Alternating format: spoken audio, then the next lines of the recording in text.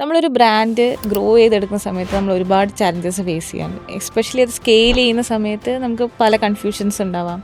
അപ്പോൾ അങ്ങനെ ഒരു സിറ്റുവേഷനിൽ എത്തുന്ന സമയത്തൊക്കെ ഒരു മെൻറ്റർഷിപ്പ് സ്വീകരിക്കുകയോ അല്ലെങ്കിൽ എന്തെങ്കിലും പ്രത്യേക ബിസിനസ് പ്രിൻസിപ്പിൾ ഫോളോ ചെയ്യുകയോ എന്തെങ്കിലും ചെയ്യാറുണ്ടോ? മെൻറ്റർഷിപ്പ് ഇതുവരെ ഞാൻ അതിനെക്കുറിച്ച് ചിന്തിച്ചിട്ടില്ല.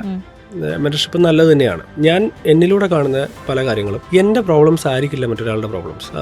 നമ്മളെപ്പോഴും ഐഡൻറ്റിഫൈ ചെയ്യുന്നത് ഓരോ ദിവസം ഓരോ ചലഞ്ചസ് ആണ്. നമുക്കിപ്പോൾ അത് പർട്ടിക്കുലർ ഞാൻ അനുഭവിക്കുന്ന അതേ ചലഞ്ചസ് തന്നെ ഫേസ് ചെയ്യുന്ന മറ്റൊരാളെ നമുക്ക് കണ്ടെത്താനും ബുദ്ധിമുട്ടാണ്. മെൻറ്റർഷിപ്പിൽ ഓരോരുത്തരും വന്നിട്ടുള്ള ഡിഫറെൻറ്റ് മെത്തേഡ്സിലാണ്. ഞാൻ പലപ്പോഴും കാണുന്നൊരു കോൺസെൻട്രേഷൻ എന്ന് പറയുന്നത് നമ്മൾ സ്വയം റിയലൈസ് ചെയ്യാന്നൊരു പ്രോസസ്സുണ്ട്.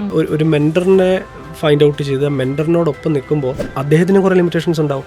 നമ്മൾ ചിലപ്പോൾ ഗ്രാസ്പ് ചെയ്യുന്ന കുറേ ഐഡിയാസ് അദ്ദേഹത്തിൻ്റെ നെഗറ്റീവ്സും കൂടി ആയിരിക്കും. അപ്പോൾ ഞാൻ എന്നിൽ കാണുന്ന ഒരു കാര്യം, എൻ്റെ പോരായ്മകൾ എന്തൊക്കെയാണെന്ന് ഞാൻ ആദ്യം തിരിച്ചറിയുകയും അതിനെ ലിസ്റ്റ് ഡൗൺ ചെയ്യുകയും അതിന് ഞാൻ സ്വയമേ എൻ്റെ വായനകളിലൂടെയും ഞാൻ വായിക്കുന്ന പുസ്തകങ്ങളിലൂടെയും അല്ലെങ്കിൽ ഞാൻ കാണുന്ന മോട്ടിവേഷണൽ വീഡിയോസിലൂടെയും മാത്രമേ എനിക്ക് എന്നെ ചേഞ്ച് ചെയ്യാൻ കഴിയുള്ളൂ. അപ്പോൾ മെൻറ്റർഷിപ്പ് ഞാൻ ശരിക്കും പറഞ്ഞാൽ ഞാൻ എടുക്കാറില്ല.